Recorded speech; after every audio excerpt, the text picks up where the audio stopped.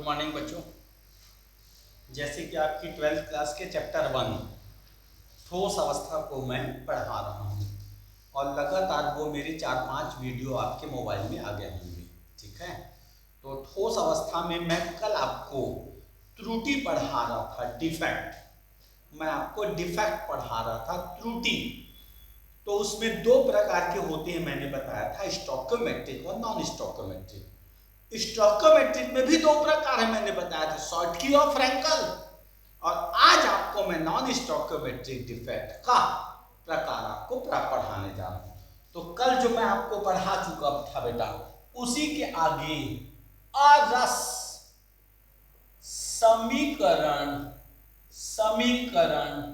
मितीय त्रुटि, ये मेरे को आज पढ़ाना है, त्रुटि। ठीक है, तो अब इसके भी दो प्रकार है, मैं आपको बताया था, बताया नहीं हूं, अभी बता रहा हूं। एक एनायन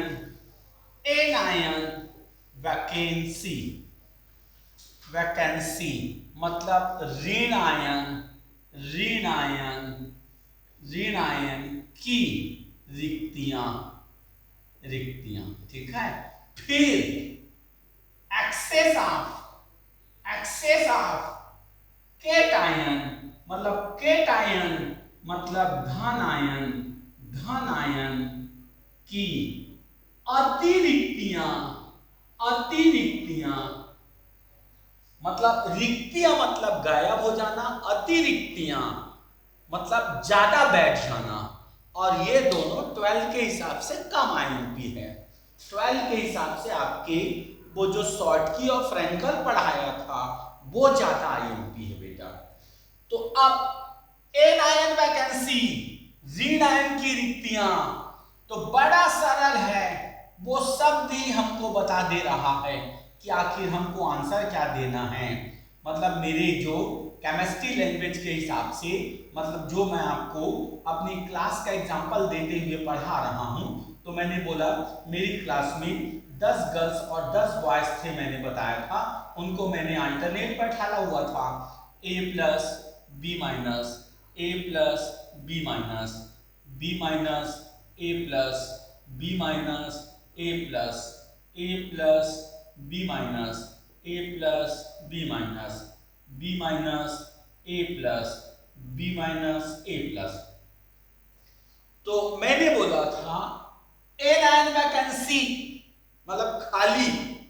तो अगर किसी क्रिस्टल से एनायन का अवयवी कण अपने स्थान से रिक्त हो, जैसे तुम लोग आए हो मेरे पास ट्यूशन पढ़ने, तो एक लड़की वहां से चल दी, लेकिन जो फीस लेके आई थी देने के लिए, वो उसी चेयर में अपना फीस को छोड़ दी।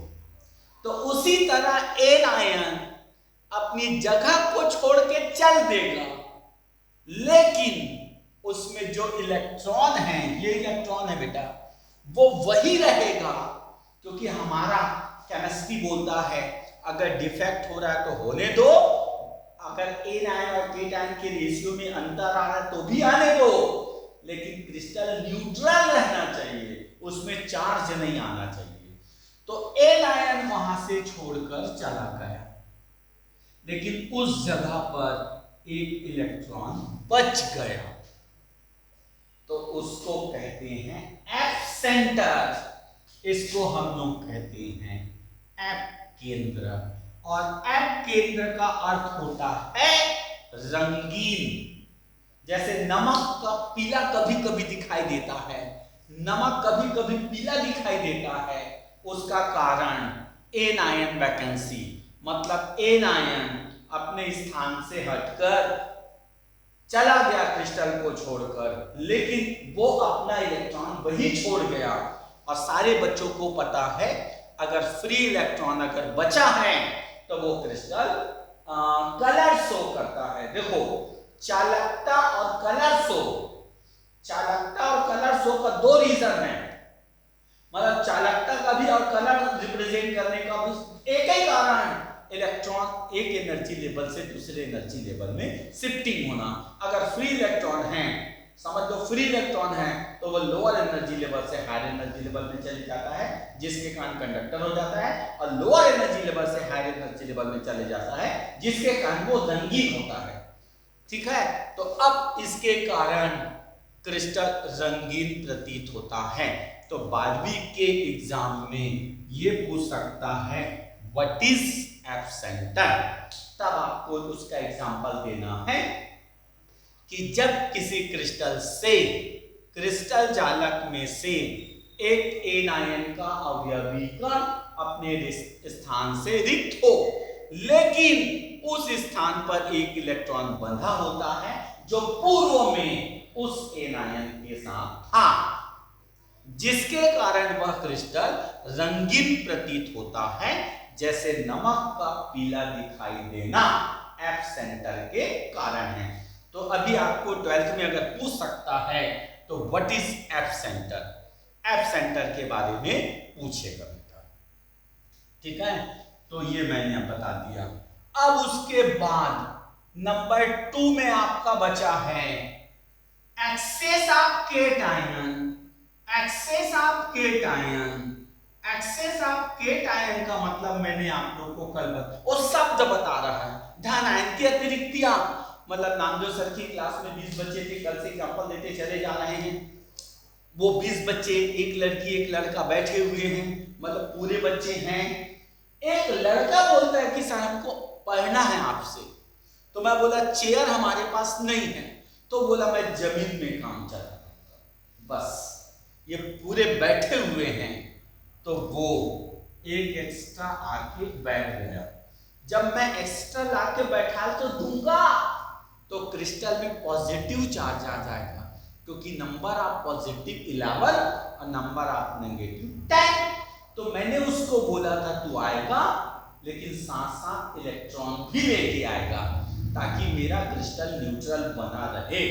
तो उस एन आयन के साथ एक इलेक्ट्रॉन भी ऐड कर देते हैं, ताकि क्रिस्टल न्यूट्रल उदासीन बना रहे। जैसे एग्जांपल में zinc oxide, zinc oxide crystal को लगातार गर्म करते हैं, तो जो जिंक है ना, वो जिंक आयन वो अंतराकाशीय स्थान पे डिपॉजिट होने लगता है।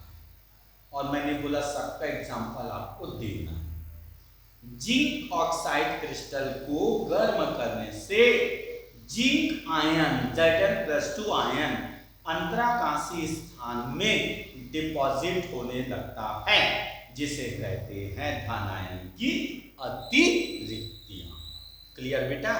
तो ये मैंने आपको बिंदु त्रुटि के बारे में मैंने आप लोगों को पूरी जानकारी दे दी।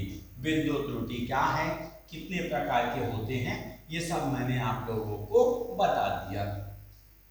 अब उसके बाद मैं टॉपिक ले रहा हूं कोऑर्डिनेशन नंबर।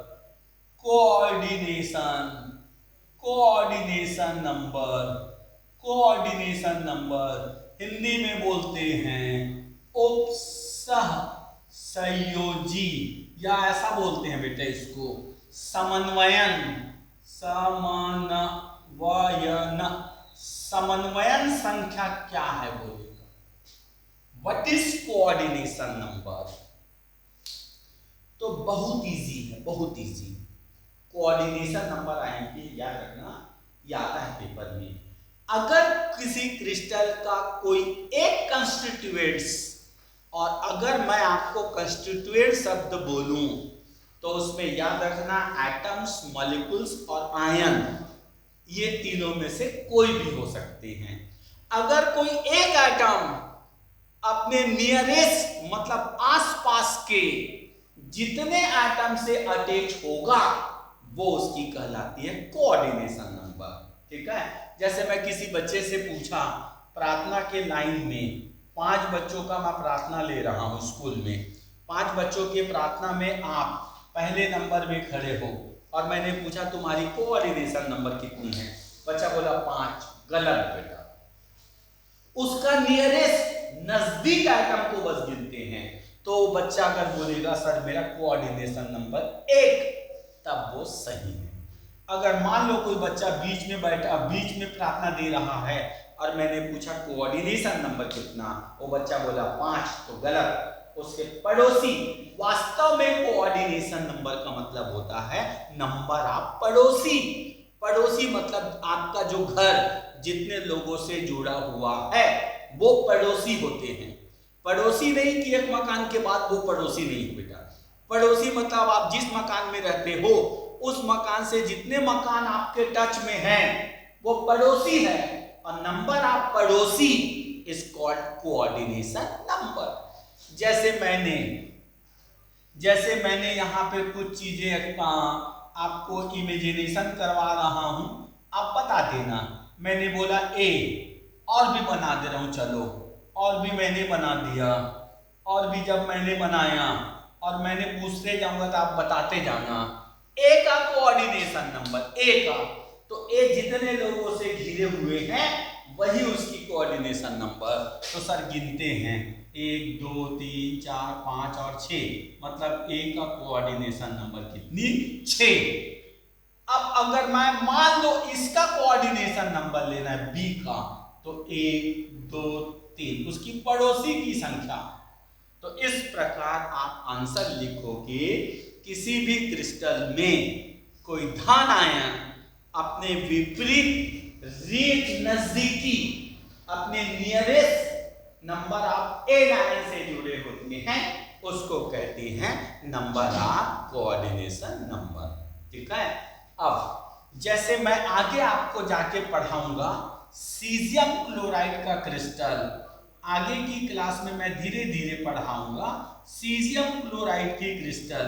मैंने बीच में सीजियम को रख दिया बेटा, और सारे साइड में मैंने क्लोराइड आयन को रख दिया हुआ है, क्लोराइड आयन को मैंने रख दिया। तो आप देखो कि वो सीजियम कितने क्लोराइड से घिरा है, 8। तो एक एग्जांपल आप अपनी बुद्धि में बैठाना, सीजियम क्लोराइड में इनका और इनका कोऑर्डिनेशन नंबर 8:8 होता है। आपके 12th के ऑब्जेक्टिव खाली स्थान में आएगा सीजियम क्लोराइड में सीजियम का कोऑर्डिनेशन नंबर 8, क्लोराइड का कोऑर्डिनेशन नंबर 8, अपोजिट होते हैं। अब यदि आपके में पूछा NaCl में, तो इसका 6:6, ZnS में 4:4, इसमें से आपके 12th में पूछा जाएगा। सोडियम क्लोराइड के क्रिस्टल में सोडियम का कोऑर्डिनेशन नंबर कितना होगा, तो आप लिखोगे 6। अगर मान लो पूछता है जिंक सल्फाइड क्रिस्टल में सल्फाइड आयन का कोऑर्डिनेशन नंबर कितना होगा, तब आप उत्तर देना 4। ठीक है बेटा। तो ये मैंने आप लोगों को व्हाट इज कोऑर्डिनेशन नंबर, समन्वयन संख्या किसे कहते हैं, ये मैंने आप लोगों को बता दिया। अब उसके बाद पेपर में दिया, सुनते जाना। हो गया, पेपर में दिया। अगला क्वेश्चन एक और हम पढ़ा दे रहे हैं, सुनते जाना। ठीक। अब यदि मान लो पूछा सॉलिड स्टेज में, तो सॉलिड स्टेज में मैंने बताया था आपको, पढ़ाते समय मैं आपको बताया था बेटा कि उसको किस टाइप में बांटे हैं, एक अरेंजमेंट के बेस पर और एक नेचर के बेस पर। तो सुनते जाना, क्लासिफिकेशन ऑफ क्रिस्टल हो गया। एक मैंने आपको पहले बता दिया था, आज दूसरा बता रहा हूं। तो दूसरा में पहला है आयोनिक क्रिस्टल, आयोनिक क्रिस्टल हो गया, आयोनिक क्रिस्टल। दूसरा number covalent crystal, covalent crystal, covalent crystal. तीसरा नंबर में मॉलिक्यूलर, मॉलिक्यूलर क्रिस्टल, क्रिस्टल। चौथा नंबर में मेटालिक, मेटालिक क्रिस्टल। बहुत इजी, सबका डेफिनेशन बहुत इजी। अगर क्रिस्टल आयनों से बना हो, अगर क्रिस्टल आयनों से बना हो इज कॉल्ड आयोनिक क्रिस्टल। अगर क्रिस्टल आयनों से बना हो वो आयनिक क्रिस्टल। आपको पेपर में पूछा जाएगा, आपको पेपर में पूछा जाएगा कौन आयनिक क्रिस्टल है, किसे आयनिक क्रिस्टल बोलते हैं, जो आयनों से बना हो। NaCl, सीजियम क्लोराइड, ZnS, ये सब आयनों से बना होता है। जैसे मैंने sodium plus chloride minus, sodium plus chloride minus, chloride minus sodium plus, chloride minus sodium plus, ionic crystal. तो यहाँ पे एग्जांपल में NaCl, caesium chloride, zinc oxide, zinc sulphide, ये सारे आयनिक क्रिस्टल है। अब इसके गुण, गुण मतलब प्रॉपर्टी, आप इसकी प्रॉपर्टी को नमक को देखकर प्रॉपर्टी देना।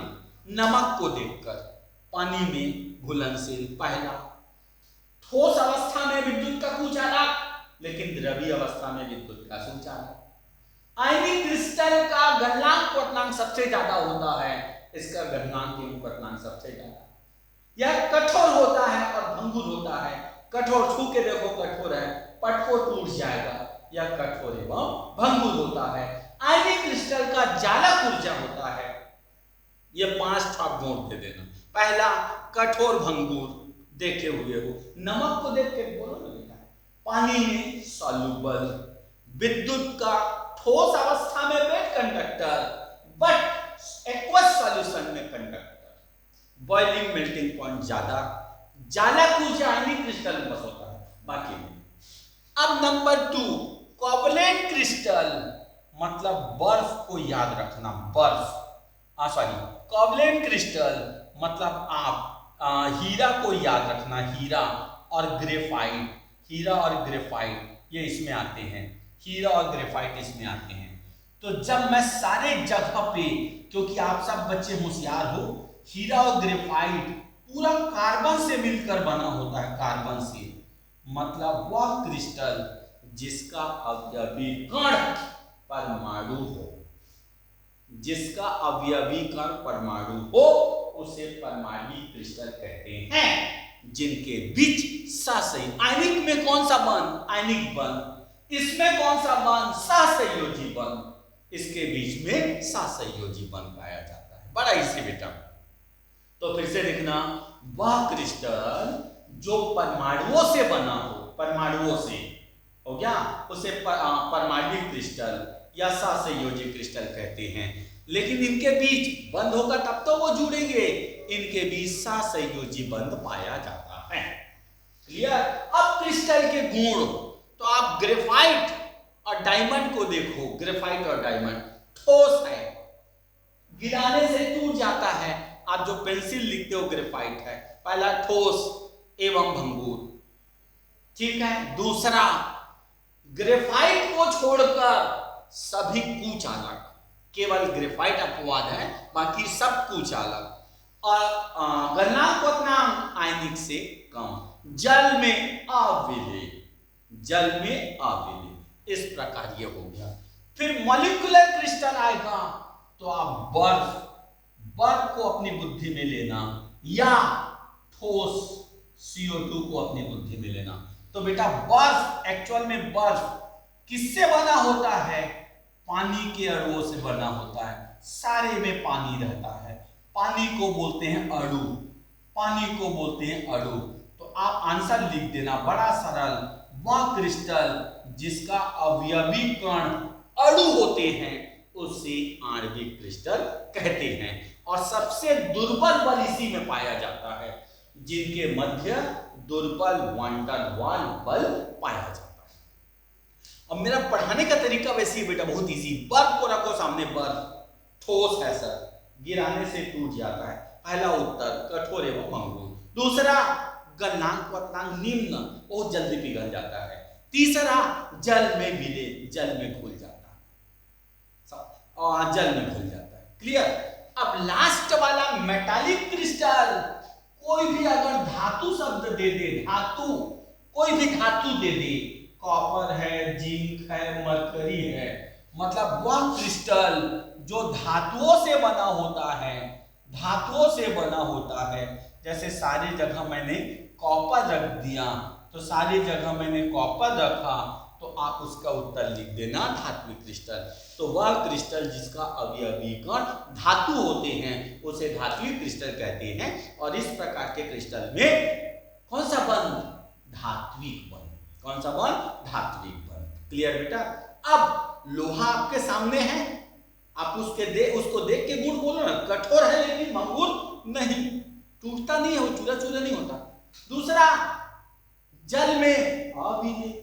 तीसरा, गलनांक क्वथनांक, सबसे ज्यादा गलनांक क्वथनांक आयनिक, आयनिक के बाद धात्विक, धात्विक के बाद इसका, फिर उसके बाद इसका गलनांक क्वथनांक ऑर्डर। तो इसका गलनांक क्वथनांक आयनिक से कम। इसमें स्पेशल तन्य शक्ति होती, जैसे इसमें स्पेशल, आयनिक में स्पेशल जालक ऊर्जा, तो इसका स्पेशल तन्य शक्ति होती है। तो इस प्रकार आपको परिभाषा, डायग्राम और उसके 5-5 गुण लिखना है। तो क्रिस्टल को 2 सेक्शन में मैंने पढ़ाया, एक अरेंजमेंट के बेस पर, एक नेचर के बेस पर। क्यों सर नेचर के बेस पर? धातु से बना हो तो धात्विक क्रिस्टल, आयनों से बना हो तो आयनिक क्रिस्टल, परमाणुओं से बना हो तो परमाणविक क्रिस्टल, अणु से बना हो तो आणविक क्रिस्टल। ये नेचर के बेस पर क्लासिफिकेशन। क्लियर बेटा? तो ये सब मैंने आपको बढ़िया अच्छे से पढ़ाया। वीडियो को बार बार देखो, आपकी बुद्धि में रट जाएगा। क्लियर बेटा?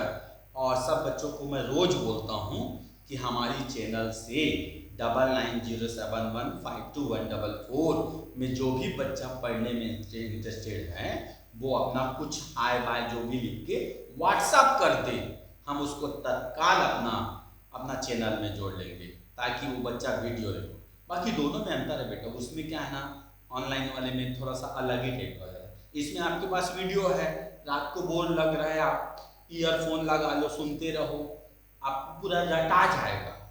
क्लियर? इसलिए आप जितने भी आसपास आपके बच्चे हैं, 12th वाले दोस्तों यारों को बोलो, नामदेव सर ने पढ़ाना चालू कर दिया है, सारे सब्जेक्ट की फैसिलिटी है, फीस भी बहुत कम है। तो 9907152144 में तत्काल व्हाट्सएप करो और आप हमारी 11th-12th की क्लास से जुड़ जाओगे। ठीक है? और हम लोग 2-4 दिन के बाद 11वीं की क्लास स्टार्ट कर रहे हैं। आपके जो भी भाई बहन हैं उनको भी बोलो 11वीं में जुड़े, ताकि 11वीं का बेसिक होता है। और स्कूल तो अभी खुल नहीं रहा है, लॉकडाउन है अभी, मतलब कोरोना वायरस के कारण स्कूल अभी बंद है, हो सकता है कि कुछ दिन और बंद रहेगा। तो बेटा अपना 11वीं 12वीं कैरियर बनाने का ये तो ड्यूरेशन है, इसमें आप तत्काल हमारे ऑनलाइन से जुड़िए, क्योंकि हम लोग बाकी लोगों की तरह बहुत पैसा नहीं लेते, बहुत कम फीस में नामदेव सर पढ़ाते हैं, केवल सेवा है। ये तो हमारी व्यवस्था है, रूम रेंट है, चैनल वेनल, बहुत कम फीस है बेटा। लेकिन एक सब्जेक्ट का एडवांस आपको 1000 रुपये देना है, जो प्रकाश एक दिन आपको पूरा बैंक का स्टेटमेंट बताएगा, उसी बैंक में आप 1000 डाल देना और बोल देना केमिस्ट्री पढ़ना है, 2000 डालना तो बोलना केमिस्ट्री फिजिक्स पढ़ना है, 3000 डालना तीनों पढ़ना है।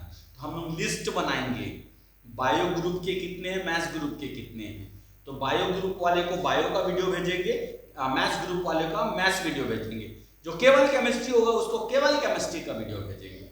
इस प्रकार सारे बच्चे तत्काल अपना रजिस्ट्रेशन कराना चालू कर दो, हमको पता चले ना केमिस्ट्री में कितने बच्चे हैं, बायोलॉजी में कितने बच्चे हैं। तो अपना वो 990711 वाले में आप व्हाट्सअप करो और बताओ आपको क्या क्या पढ़ना है, और उनसे पूछो कौन सी खाता में हमको पैसा डालना। ठीक बेटा? Okay, goodbye. बाकी कल पढ़ेंगे। जी।